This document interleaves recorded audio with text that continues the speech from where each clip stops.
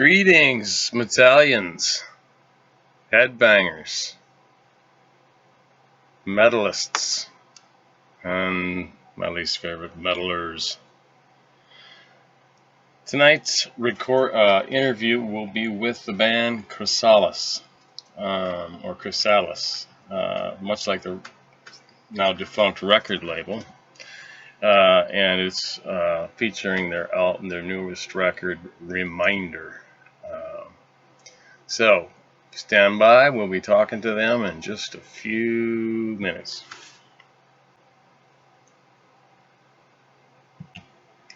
All right. So, Jesse,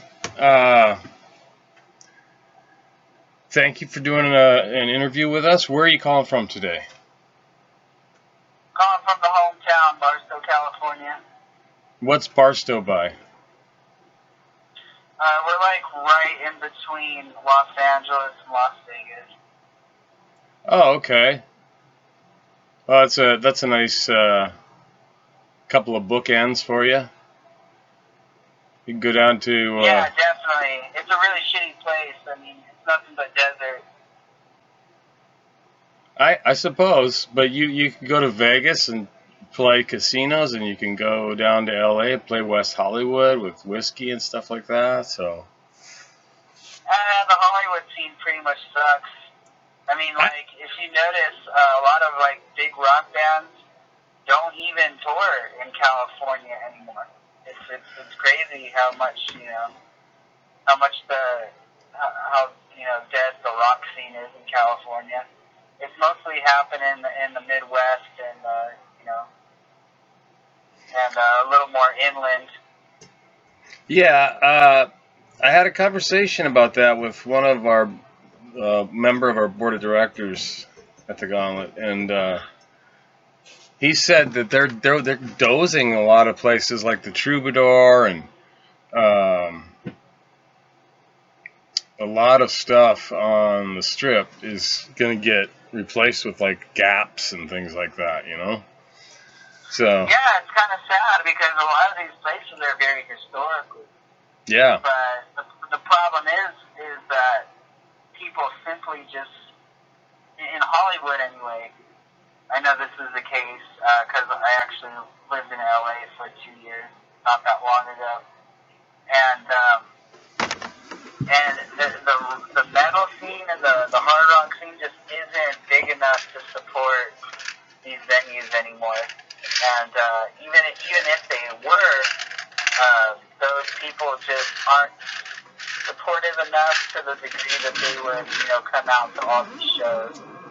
Well, that has a little bit to do with, how saturated the rock scene is. And, it's like everybody and their uncle has a rock band, and so it's kind of like, it's become kind of a chore to actually, go out and support all these bands. Yeah. Jesse, may I ask you how old you are? 28. 28? Okay, so, yep. One of the things we were talking about West Hollywood was, in the heyday, I'll go ahead and say the era of, from glam hair metal up through thrash, even though that was more focused in the Bay Area. But Motley Crue, and Rat and those bands,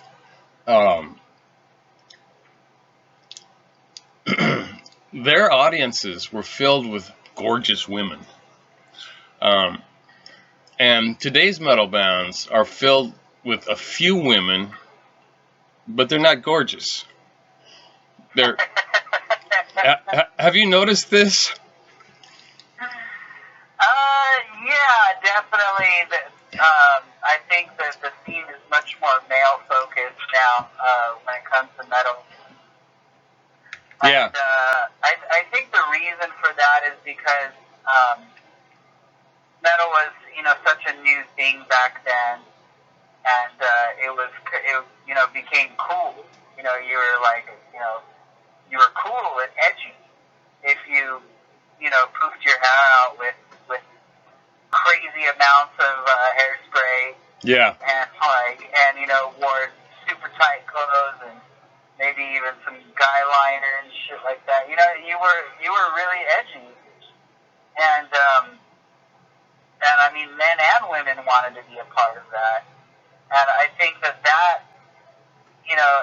of that expired a long time ago. I mean, I mean, to be honest, I wasn't really a fan of a lot of the stuff. I mean, it was just kind of, you had a lot of bands that were just really come and go. Yeah.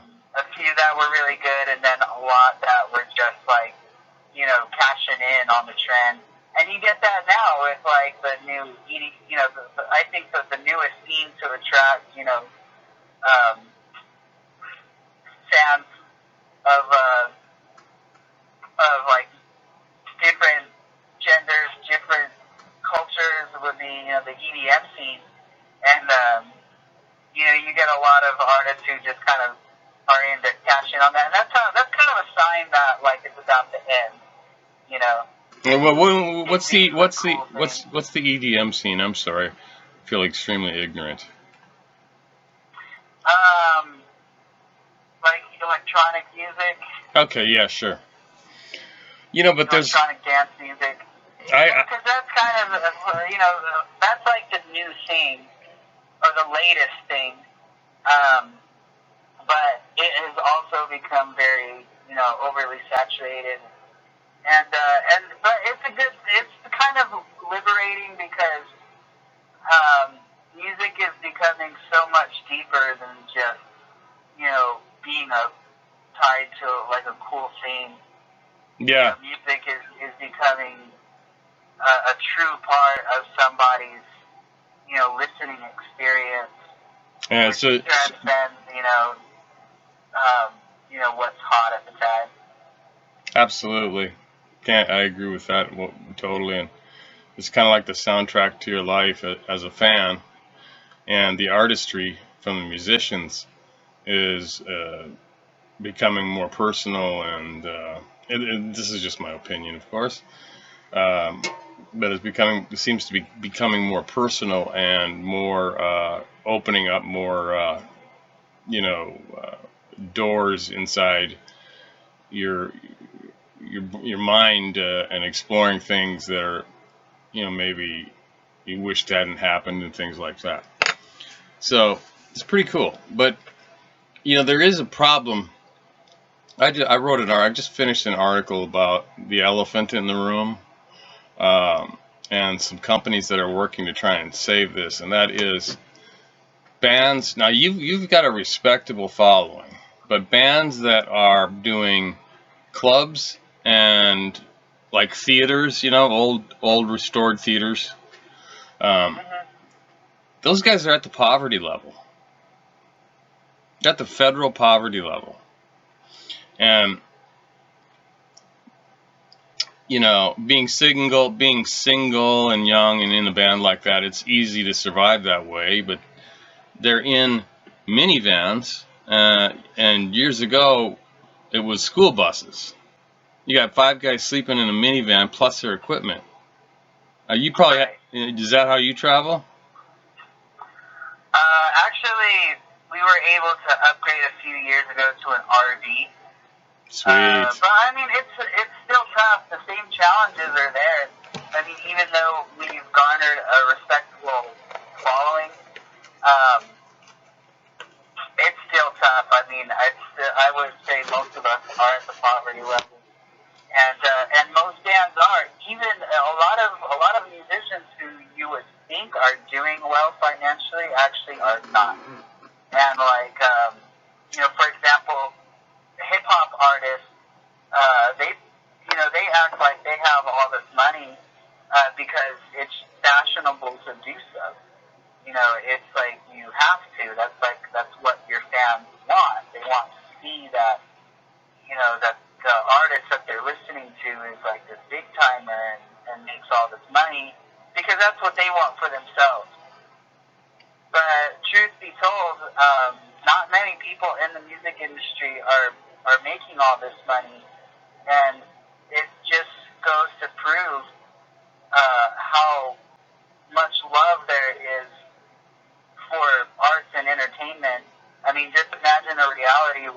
people just said, oh, well, screw it. You know, I mean, if we can't make a living off of this, then, you know, might as well not do it anymore. And I mean, we wouldn't have arts and entertainment. You know, all these great artists that we've come to know and love wouldn't exist, you know, because they wouldn't be willing to make the sacrifice. But the truth is that they are. Yes. You know, and that's, you know, and it's bittersweet, you know, because, you know, because of the sacrifices that artists make for the public, you know, they're able to have entertainment and art to, as you put before, to kind of go along and act as the soundtrack of their lives. You know, that's how my family tends to remember things. That's how my dad remembers things. Like, you know, oh yeah, back in this year, you know, Van Halen released this album, and you know, it becomes almost a reference point. Yeah, absolutely. You know, store your memories, and it's so important. But the sad part about it is that the musicians who contribute so much to our lives, even the big ones, don't get paid enough to have their own families. Yeah. To support their own family and to really, you know, to be rewarded for what they contribute to society. But that's just where we're at right now. I mean, I would love to see, you know, big reform when it comes to how artists are paid, specifically on Spotify. Yes. Because I mean, the people who created Spotify are paid just gross amounts of money. And like, yeah, they created the platform, but what they've created is a platform that features content from other artists. You know, and those artists deserve to be compensated for their contribution to the platform. Absolutely. That's what it wouldn't exist without. It is an art gallery. I mean, you know, you don't get to take the Rembrandt home with you, but you can listen to it streaming. And, you know, Spotify, they're losing money because they're paying their executives and their board of directors so much money. And I had a statistic because I'm really into this whole we've got to turn this around kind of thing. And so I was watching a video by a band that had put up cue cards to bring their message across. You know, remember way back In Excess did that same thing, and at any rate, it takes 125 full album listens on Spotify to make the same amount of money you would make for the sale of one record. Isn't that crazy? How many was that? 125. Wow. From beginning to end. That's a value gap. Yeah, that's huge. So that's 125 different people who, whereas before Spotify and before the age of digital downloads, that would have been 125 sales right there for a record. Yes, or one record would have given you the same amount of money as 125 listens. So yeah, that's pretty crazy. Yeah, so you know that got me interested, and then I found a home in cryptocurrency, which is like Bitcoin and stuff like that. Okay. Have you ever heard of Bitcoin? I've heard of it. I haven't done any research into what it's about. It's basically a new form of currency that has no central bank. It's worldwide, 24-hour day trading. There's about 600 cryptocurrencies in circulation now. They're anonymous and they're highly secure. They're like the most secure thing encryption-wise you can have. And I talked to a guy on the board of directors about putting a song. There's a thing called a blockchain. If you picture a railroad train with cars, each car would have a song in it, and the thing scales up infinitely without any degradation in performance. But every single song, like if I downloaded Halo and you downloaded Reminder, um, we would each have separate serial numbers. Or if I downloaded Halo and you downloaded Halo, there would be separate serial numbers for both of those. Now that seems like a lot of extra stuff, but this technology enables that, and it's fascinating. It could save some of the industry, I think. But in the article I wrote today, I said, for Spotify's doing a thing right now with 3 months for 99 cents or something like that. It's a promotion for their premium, and it wasn't a very good analogy, but it was just the same thing. It says, all artists of all mediums, from paint to sculpture to any expressive art, right? And metal is extremely dramatic and expressive. Are paid if they have, the larger their following is, the more money they make. And they can build a life for themselves in that. And so I said, what if Jackson Pollock, Rembrandt, Andy Warhol, and all those people were on a platform where they were free?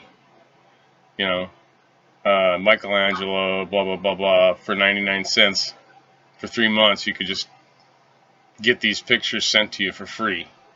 Of course, there's only one of each. Van Gogh, and I put that in there as an analogy because those guys are artists.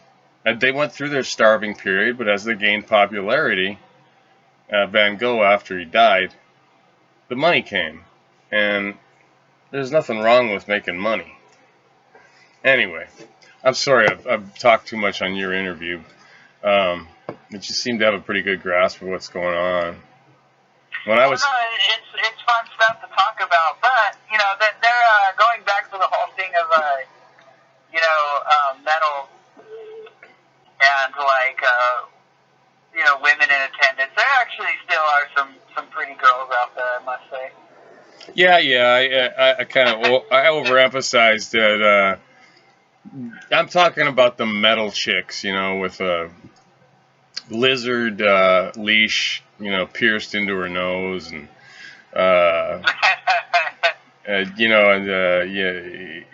leather head to toe, and pitch, blue black hair kind of thing. And some of those girls are pretty too. A lot of the girls in metal bands, like Christina Scabia, is a very pretty woman. Tarja. From Lacuna Coil. Yeah. Tarja is gorgeous. Doro, she's a pretty attractive woman. So. But yeah, they have more male fans than female fans. I could definitely count on that. Yeah. But no, I mean, actually, we played the South by So What Festival in Texas not too long ago. In Austin? And it was a really fun show. I was really surprised to see the diverse crowd that was there.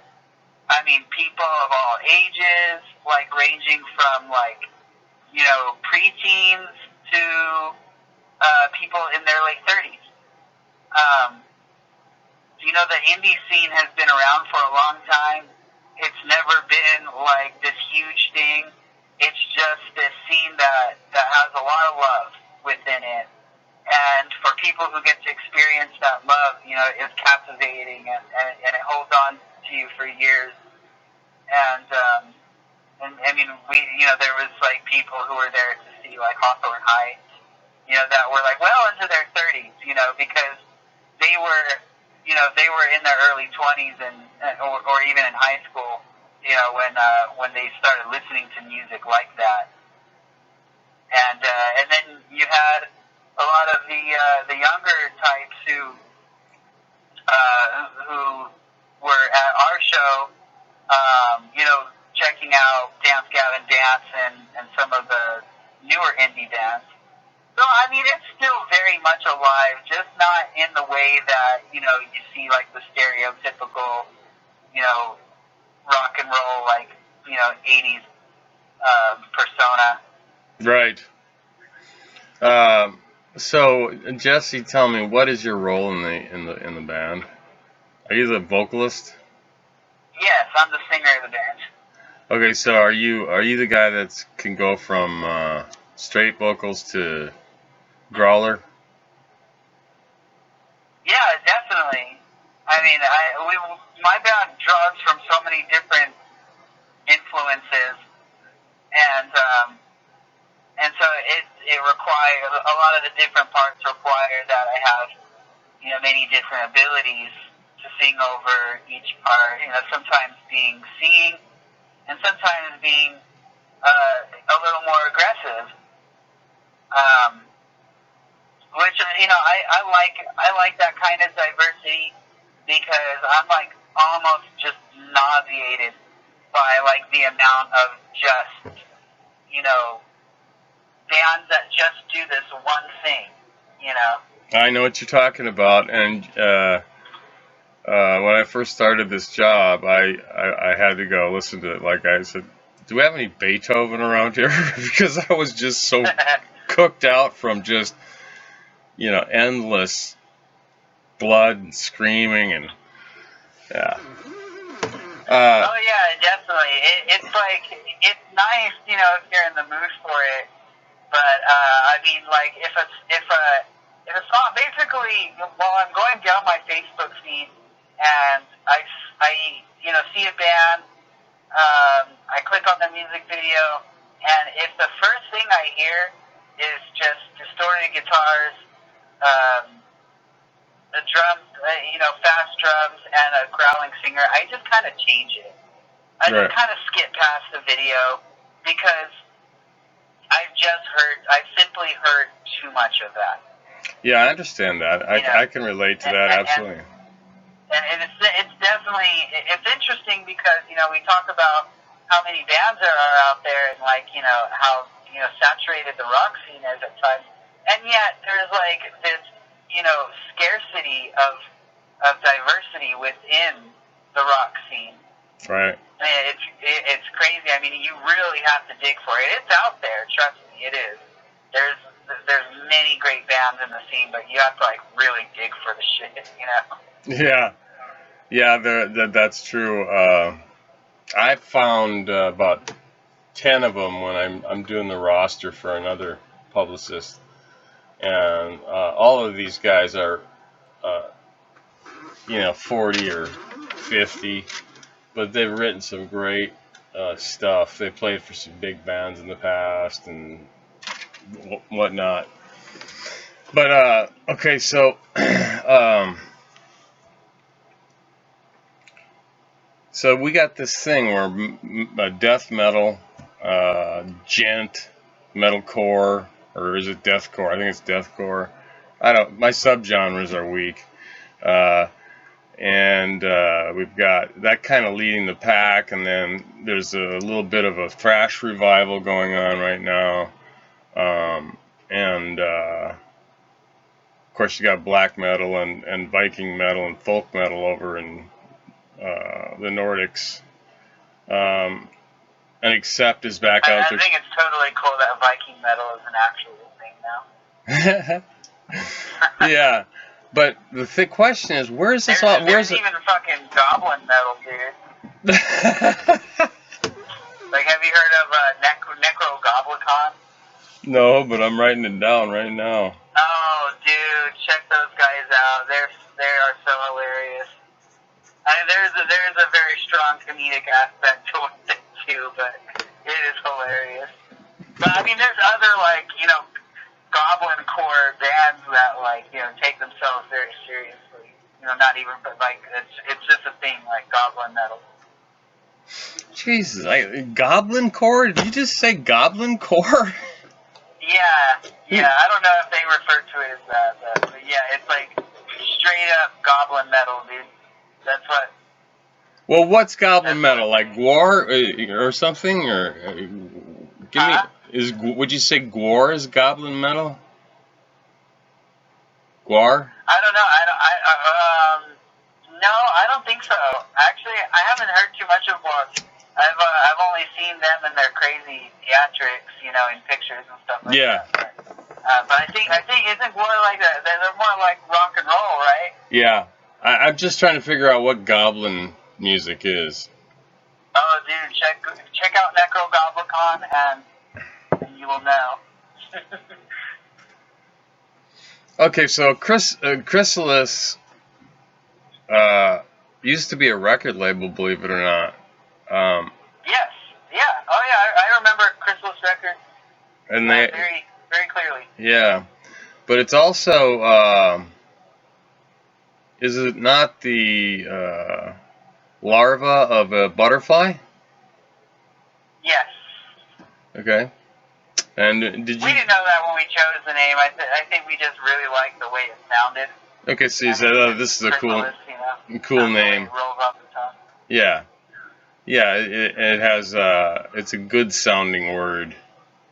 Yeah. Not very easy to spell. It's always been a problem for us. Yeah, well, try to spell any. I mean, a lot of people, a lot of people pronounce it Chrysalis, which is fine, but like, what I hate is when people will like add letters to it. Like so many people would just want to call us like Chrysalis. Like, where are you seeing the T, bro?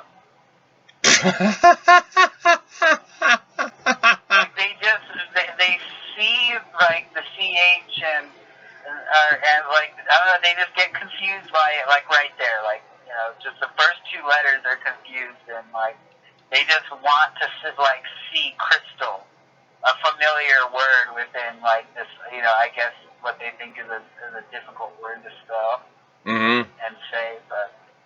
Well, that's what but when you say the word chrysalis, you get a feeling of something that's crystalline and shining and that kind of thing.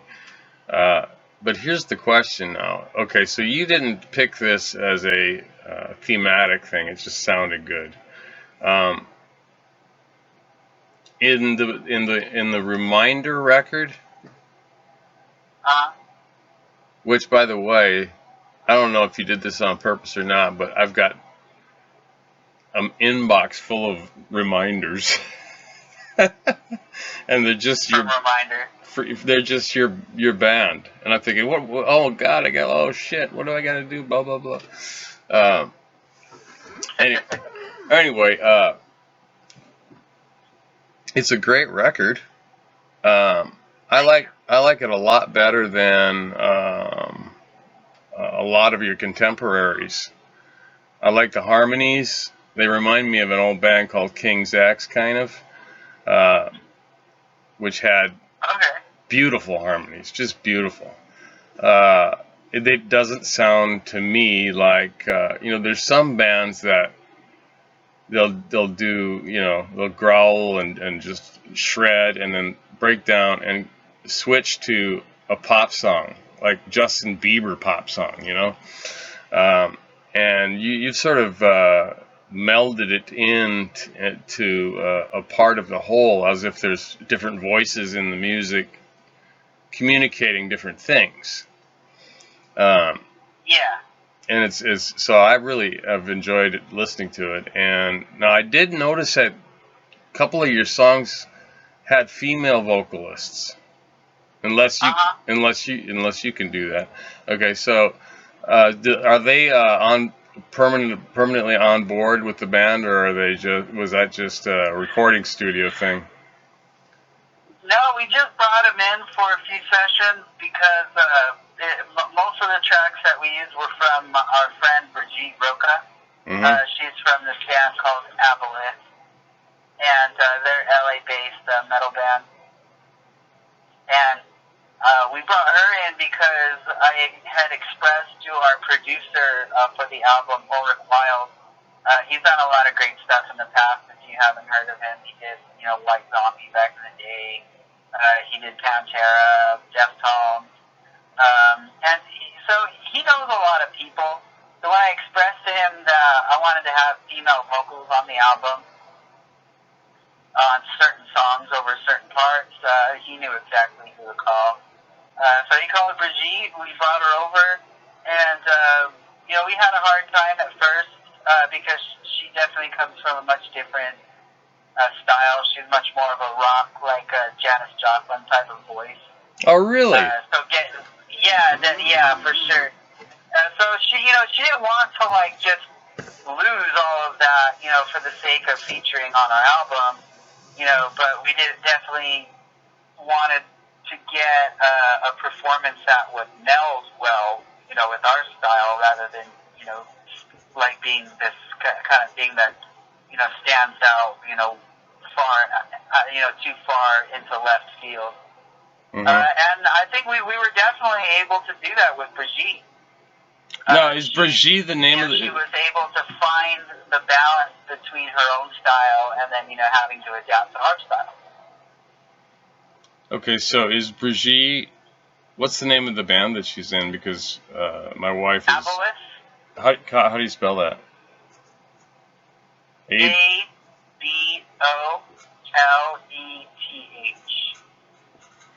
All right, here's something that reminds me. What do you think of bands with no vowels? Bands with no vowels in the title? In the name of the band? Yeah, I mean, it was cool at first, but I'm kind of getting sick of seeing it now. It's like, what the hell do you call these guys? Or sometimes, Paris, the A is upside down. The A is a V.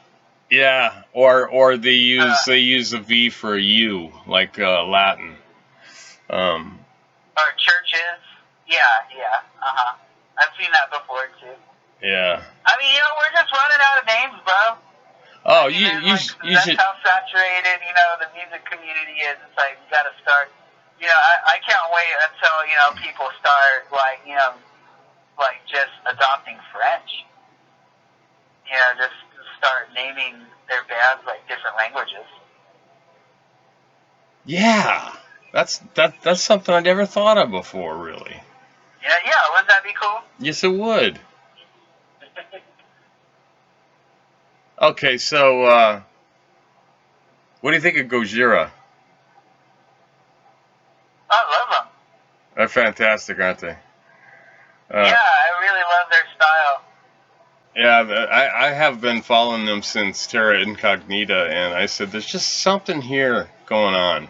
And there was a band in Canada called Voivod, and I heard the similarities in the guitarist's scaling and his use of dissonance and things like that. And I finally got my redemption when, what was it called? What's the name of the magazine? It's a pop magazine. At any rate, it's very popular. And they wrote an article that said, when is someone going to tell us that Voivod and Gojira are similar? And one's French Canadian and the other one's French, so just a little tidbit there. How's the writing process go for you? Many different ways. I mean, sometimes it'll start with just a very simple part that I wrote on the guitar, and me and the guys will, jam on it for a few hours until we get a different idea, or expand on that idea, or sometimes the idea just leads us to a completely new set of ideas. that's the important thing in songwriting is to never be, to never give up on new possibilities, because sometimes there's been situations where I've written a few riffs or even an entire song. I really like it, and I really want it to translate well. But then, when I bring it in the room with the other guys from Chrysalis, something just doesn't really click well. Something just doesn't really work. And instead of using that idea, to expand off of it to complete a song, it just kind of leads to something else, entirely different that I would have never anticipated.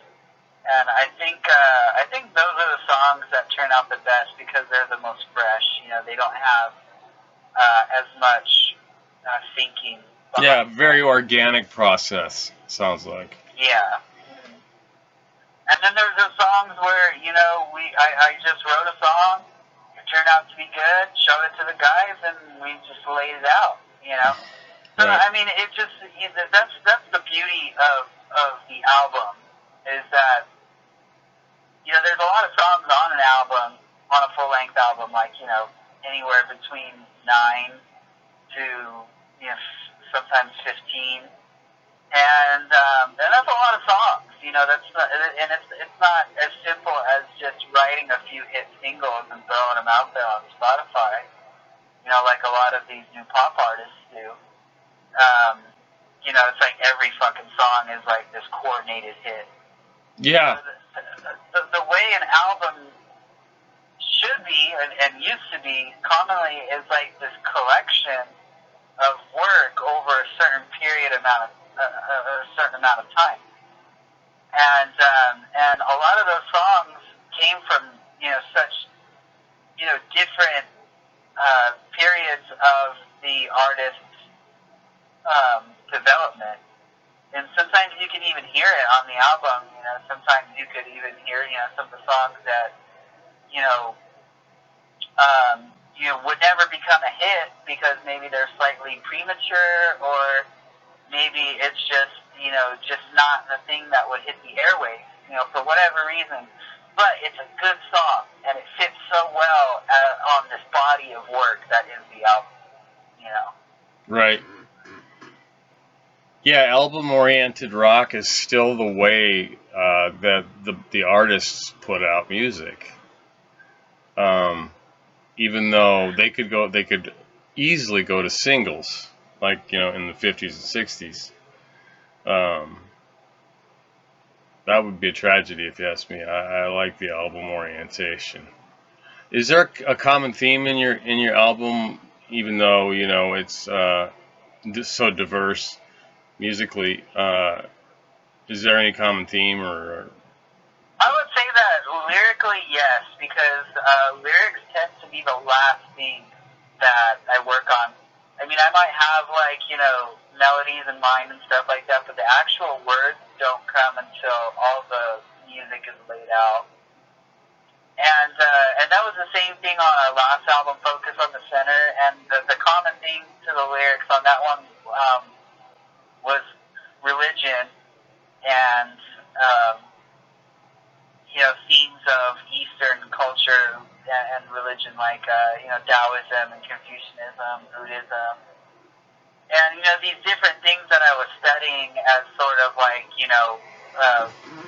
when I was younger, kind of rebelling against my Christian upbringing. And on this album, Reminder, the common thing, the common theme between songs, I would say that you mostly hear is like love and loss and heartbreak, which is something that it's funny. I never thought I would, really delve into it as much as I did, but it's just such an essential part of life experience that, I mean, as an artist, as a musician, you'll never escape matters of the heart. They will always find their way into your work. Absolutely. And it's a beautiful thing because it makes it relatable. A lot. I mean, who hasn't suffered from loss, and who hasn't been heartbroken? I mean, very few of us. So, Yeah. I mean, I really feel like this album will reach out and Yes, I guess, I was emotionally moved by it. Emotionally, yeah. I mean, I was actually moved, emotionally. That is, that's good art. When you can change someone's feelings and take them on a journey. Okay, so I was going to guess that that was somewhere where you were because I did a review of a band called The Reticent. And this was a gentleman who watched his best friend blow his head off. And he had to, in order to get through that tough period, he had to write an album that was all about what happened. And, and I had that same feeling here, in certain places where I was like, God, the hair on the back of my neck is standing up. I might have a tear coming out of my eye, whatever. And it's really good. So you guys have a respectable following. Your YouTube views on let's see what did you drop on YouTube? Was it Reminder or? It was Reminder is the title of the album, and the single that we just released is called My Eternity. Right. Okay. Yeah. There's like 150,000 views already. Yeah, not too bad, right? No, not too bad at all, considering I think that's a result of all the hard work we've been putting in and all the touring. Sure. It's interesting when I'm going to jump back and you're talking about the Midwest, the metal belt. I live in Kansas City, Missouri, and I'm smack dab in the middle of the Midwest, more or less. But I'm originally from North Dakota, and I had a metal map made by a data scientist that said where do most of the metal bands come from in the United States, and I did one for the world per capita, not just gross numbers, and I was really shocked to see that Milwaukee beats out LA. It was really weird, and this was metal bands too. Sweden beats everybody. Of course. It was color coded, and the darker the color, the more they had. They were pitch black. So, anyway,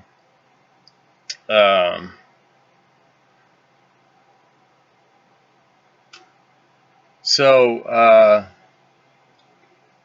we got a little more time left. I do. Do you have some time? Yeah, of course. Okay, I'm going to take you through some non-traditional questions. Because you probably get sick of, who are your influences, but I want to ask one traditional question. Was there a moment in your childhood when you said, I know what I'm going to do?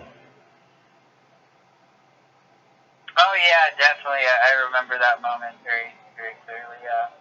Everybody that's got any fame at all that I interview says the exact same thing. It's freaking unbelievable that there's this phenomenon. Did you have a record that you played like 60 times and burned it out? No, it wasn't really that. I think I was at like this banquet. I was really young. I can't even remember the event, but I was at a banquet, and I think it was for my stepdad's work, and they were having some kind of party, and there was karaoke going on, and me not having at that point not having any problem getting in front of people and singing, I did it, and I like couldn't get enough of it. I like kept on signing up for all these songs that I didn't even know the words to, and I was just like reading the lyrics off the teleprompter, probably not even singing it right. But I was just having so much fun that at that point, I really felt it got drilled in by like the sixth song that I did. I was like, okay, like, I think this is what I'm going to end up doing with my life. That's a fantastic story. Did you graduate from high school? I should have, but I was supposed to graduate in '06. I didn't end up getting my diploma. I skipped too much school, and somehow never got starved. I don't know how that didn't come down on my parents or at that point my aunt and my grandmother for not making sure I was going to school. I was just ditching every day. I would go to the classes that I liked, my English class. I really liked in political science. Those were the classes that I liked, and then I would just leave and go to our manager John's house and play music all day. That's going to make a good story in your biography one day. What is the most unmetal music you listen to? If you need a palette, unmetal? The most unmetal music that you listen to. Right now, the winner of this, over 30-some interviews, is Billy Ocean. He's the most unmetal. But okay, I listen to a lot of stuff that isn't metal. I mean, I listen to so many different genres of music that I would say that metal is probably what I listen to the least. Okay. But it's hard to pinpoint an artist, or the most unmetal artist. I guess I would have to say DJ Snake. Okay. Or Deadmau5 and stuff like that. But there is a singer that I've been listening to a lot lately. His name's Mike Snow. Right. And, yeah, I really like his stuff. I'm pretty sure he's a European-based artist, but yeah, I really like his stuff. And there's this other artist who I've been really, really into lately. Her name is Meg Myers, and I would check her out if I were you. I mean, she is a phenomenal artist. I've got her written down. What was that? I said I've got her written down. I always like assignments, so I got neck problem. Nice. Yeah, Meg Myers is just, I really connect with her music. It's raw, it's gritty, it's rock and roll. It's so many different things. I mean, each of her songs sounds different. It sounds like a completely different artist. But at the same time, ties together very well. So I'm always impressed how artists can do that. And I was just, I looked up her biography, and come to find out, she's a little older than I am. She's 30 years old. She was born in '86. And so, I was surprised because she looks very young. I mean, she looks like just, like young 20s. Early to mid 20s was what I would have guessed, but she's actually 30 years old. So and then, at the same time, I wasn't too surprised because it seems that the music that we connect to the most is very generational, and Yes. being around the same age as me, obviously she probably has similar influences and writes music a certain way.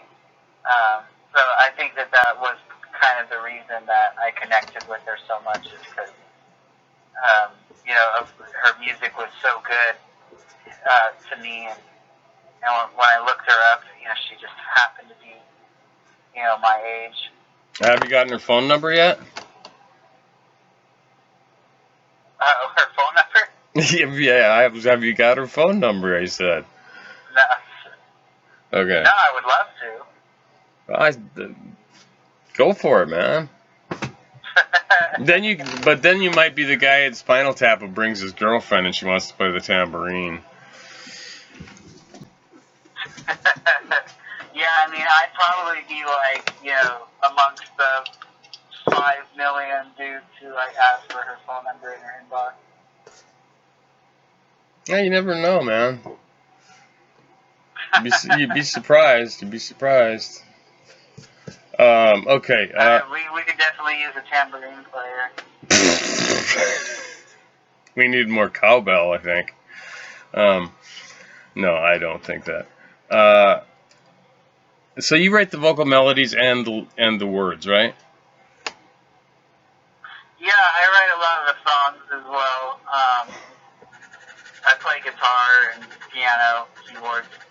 Okay, so. And I sing, so most of the material starts with me and then ends with the rest of the band. So, do you have any formal musical training?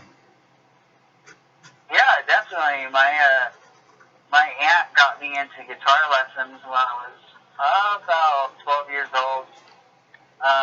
My uncle, taught me how to play a power chord before that, and that was about it. And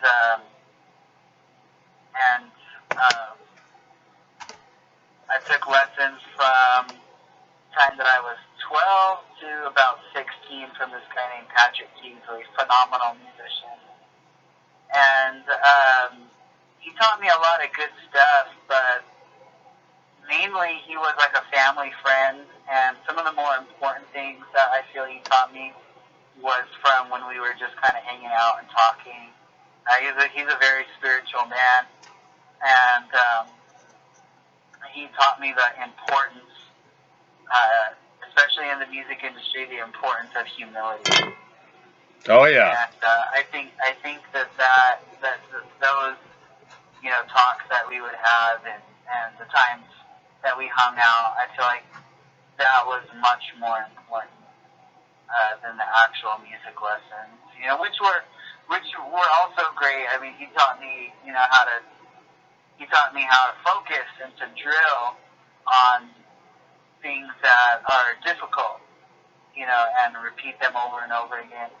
And I hear a lot of people, say there seems to be this admiration for artists who were self-taught. But I think a lot of those artists are selling their influences short by saying that, oh no formal training here, Mm-hmm. no, I was completely self-taught. It's like everyone, draws inspiration from somewhere. Sure. Whether it's other artists that you hear on the radio, it's like you're constant, as an artist, you're either consciously or subconsciously drawing inspiration from so many different sources, that it's almost, kind of, a self-fulfilling prophecy to say that, oh, I'm completely self-taught, it's kind of, it's always been kind of stupid to me when I hear artists say that. It's like, yeah, right. But I'm very thankful for my formal training. And I was in choir before that. I had a lot of great singing instructors, and I think that if I hadn't have had that, I'd still be a musician. I would have just been a different musician. I would have been, I would have drawn from different inspirations and just been on a different course in my creative path. But I'm very thankful that those people were there.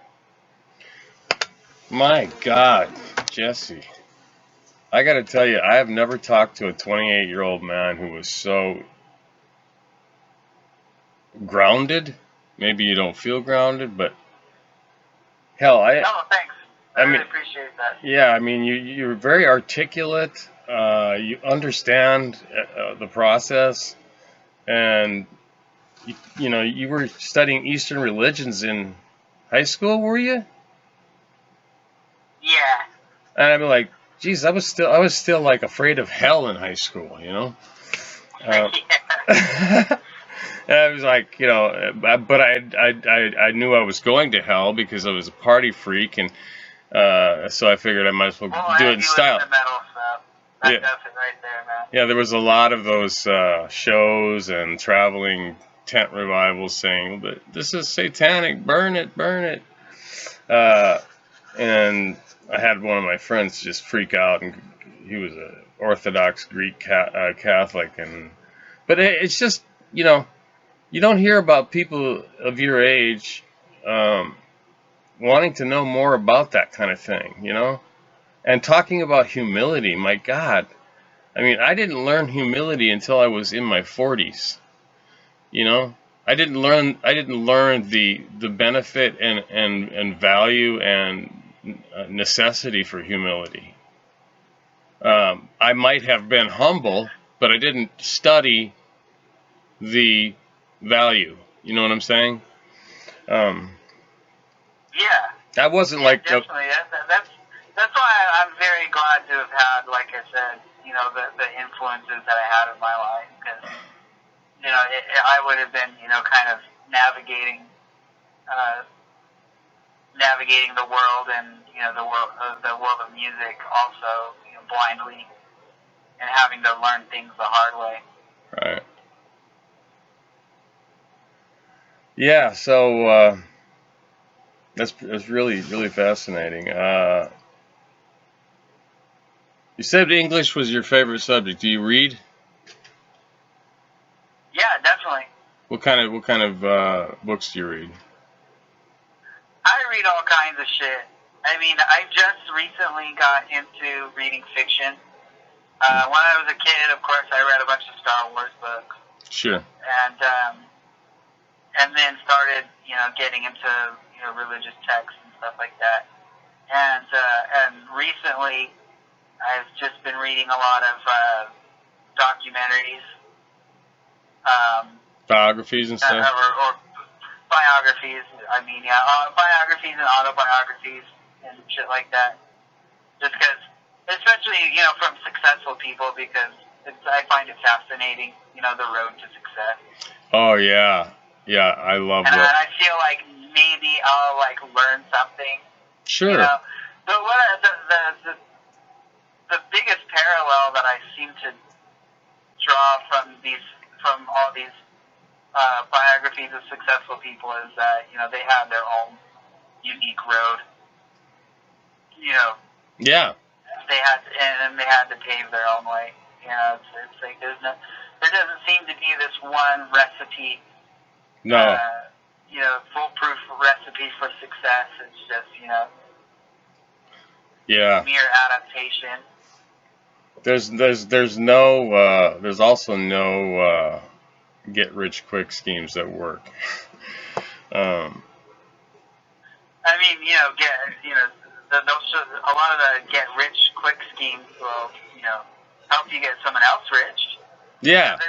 There's no one. That's another thing I learned, is that you will never meet anyone who is going to try to make you rich or make you successful. Right. They're going to help you make them rich and successful. Yes. It sounds like you've been reading some Machiavelli there. Okay, so and I could talk to you for a long time. I'd like to catch up with you after the album drops sometime and see how your tour ends up. But where can we get? Yeah, we're going out on tour with Flaw on the 13th, starting the 13th, the day that our album drops, actually. So you got that'll be your second outing, right? Second album. Third album, actually. Third, okay. The first album didn't gain too much traction. It's we kind of try to sweep it under the rug, but it's there. Okay. Cool. So we did that. That was our self-titled. We did that when we were in high school. Focus on the Center came out in 2014, and now we're releasing this one called Reminder, and it comes out on January 13th. 7 days away. Yes, sir. And it is available for pre-order right now. Well, I'm going to be writing her. Actually, go to any of the platforms and pre-order it. Okay. So to tell the fans that are listening, it's available wherever music is sold. Could we say that? Yes, sir. And CD Baby, Spotify, blah blah blah. Okay, so Gauntlet Headbangers. We have been talking to Jesse from Chrysalis. This is a record you're going to want to have. Go listen to the YouTube video that's out there, and tell me it doesn't make you curious to dip your toes in it further. Jesse, I appreciate your time. And you too, Kenny. It's been a great conversation, man. Yeah, and I'm not sure I've never ever been as impressed by an individual as you, because you're kind of like a Renaissance man. Oh, thanks a lot, man. I really appreciate that, Kenny. I hope we get to talk again in the future. All right, this interview will be published audio, and I will put put slides or something together to accompany the audio. And it'll probably be a 2-week out because I'm 18 deep. I'm 18 production videos deep right now, and we have five of our writers are out with influenza. So, at any rate, let's break, and you have yourself a good evening. I guess it's only 1 o'clock there, probably, right? Yeah. We actually we have to start packing up for a show we're playing down the hill, Southern California tonight. So I'm gonna get over there to where the band is at, start helping load equipment. Sweet, I'm envious. Well, at any rate, good luck with your show, your tour. I hope the album does sell. I still buy CDs. I'm like old-fashioned, I gotta have. I was actually reading your article about why you should still buy CDs. It was a good article. How did you find that? It was on the Gauntlet's website. Yeah, but didn't you have to surf around there? We have like 200 and some thousand articles on there. I think I don't know why I found it. I actually I Googled you guys, and that was the first article to come up in the search. I gotcha. Yeah, I screwed up a few things in that article. I'd like to go back and fix it, but I won't. I'll wait another year. I had some other reasons, but Gotcha. Yeah. So anyway,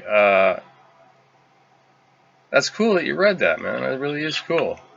And so I'm an old-fashioned guy. I want to hold something, and I'm also an audiophile, so I like to hit the sound as perfect as possible. The mix down on this is fantastic. At flat, it's a fully tubed out sound. I don't know if you guys had a producer or what, but it's very, very good mix. So I'll say goodbye. And what Jesse, what's your last name? Burton.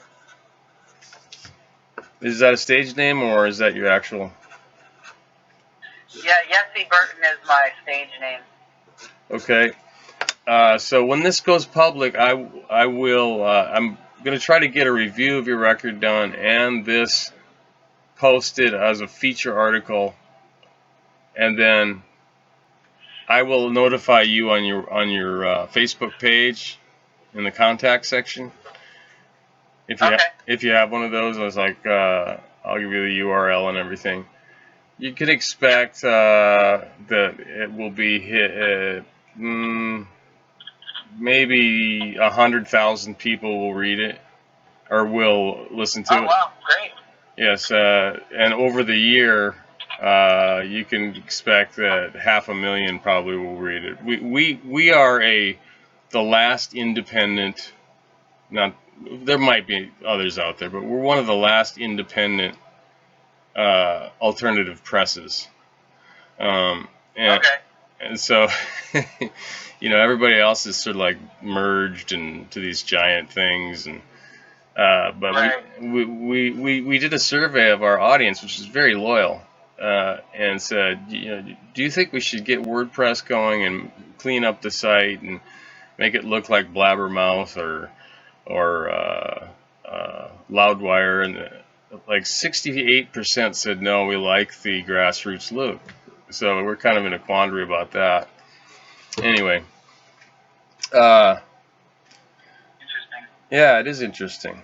It really is. But I'm gonna go on do my assignments now with Necrogoblicon, Meg Myers, Aboleth, and I'm looking forward to it. So have a good evening, and You too, Kenny. Yeah, thanks for talking with me, man. you bet. Take care. All right, take it easy, brother. See ya.